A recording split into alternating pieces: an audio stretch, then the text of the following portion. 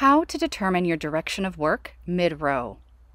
Sometimes when you're knitting, life will get in the way and you'll need to put your work down mid-row. You might be inclined to simply pick up your work the way it's oriented and proceed with your knitting. But if you've put down your work mid-row, you want to make sure that you are working in the correct direction. The first thing to do is locate your working yarn to see where it's attached to your project. Currently, my working yarn is attached to the stitch on my left needle when it should be attached to the stitch on my right.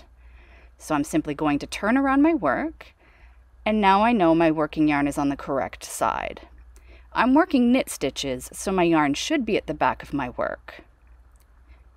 If you want to double check the direction of your work, you can simply attempt to unknit the previous stitch by inserting your needle through the front to the back of that stitch and drawing out your working yarn. I can now confidently go ahead knowing that my working yarn is in the correct place and that I'm continuing my work as I've established it.